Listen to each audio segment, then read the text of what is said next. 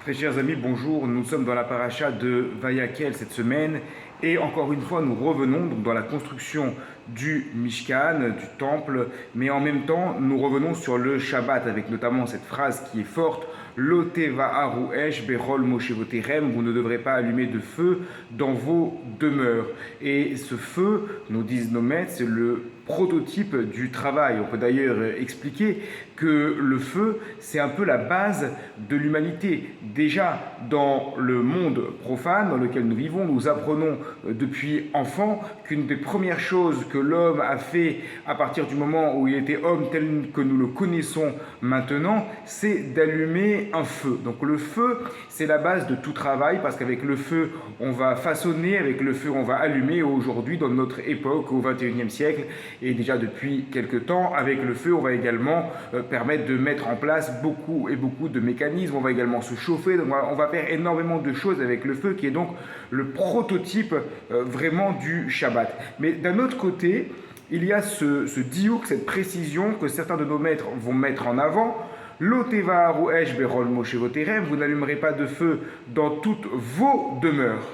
Qu'est-ce que ça veut dire vos demeures? Vos demeures, ça veut dire chez vous.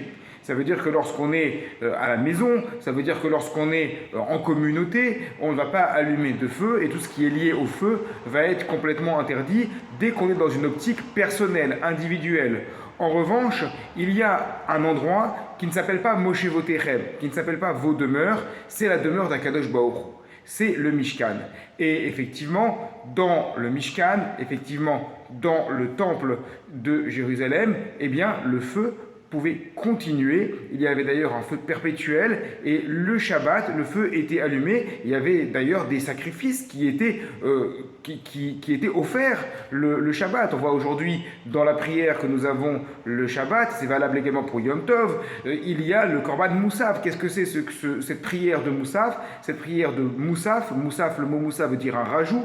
C'est une prière qui a été rajoutée. Alors c'est pas la prière elle-même qui a été rajoutée, mais la prière remplace un sacrifice qui était rajouté, puisque Moussa veut dire un ajout, qui était rajouté par rapport au sacrifice de la semaine, notamment le Shabbat. Le Shabbat, on rajoutait ce Korban Moussa. Donc lorsqu'il y avait des sacrifices, lorsqu'il y avait la Kétoret, lorsqu'il y avait les encens, eh bien comment cela se passait? Il y avait un feu qui fonctionnait. Donc on voit qu'il y a une dichotomie entre, d'un côté, la manière dont nous vivons notre Shabbat personnellement, individuellement, et la manière dont les choses étaient faites au Mishkan. Cela nous montre, bien que cela soit difficile à appréhender, à intégrer, cela nous montre que le monde d'Akadosh Baruch Hu est finalement complètement différent de notre monde, puisque le Mishkan, c'est ce monde d'Akadosh Baruch Hu, là où on va servir Hachem, et bien là, on allumait le feu Shabbat. Alors qu'à côté et c'est une mitzvah, c'est une obligation de le faire.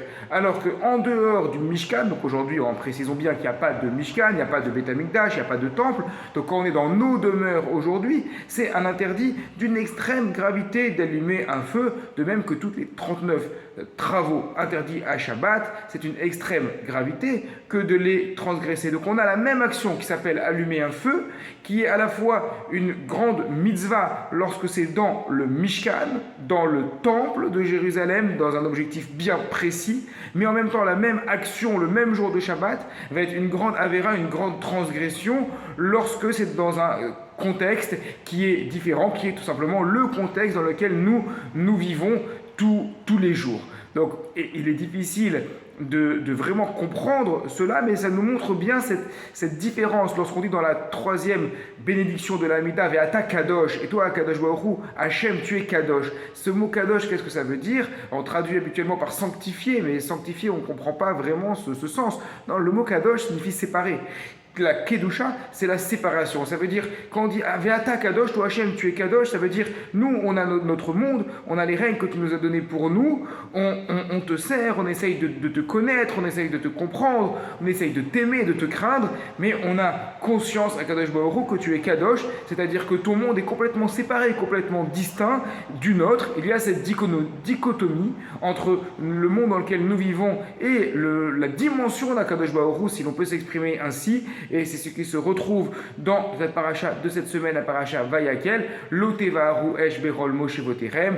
Vous n'allumerez pas de feu dans toutes vos demeures. Oui, c'est vrai, dans vos demeures chez vous, sauf au Mishkan. Il y a ce monde parallèle, Kadosh, séparé, qui est celui d'Akadosh Baruch. Shabbat Shalom à toutes et à tous.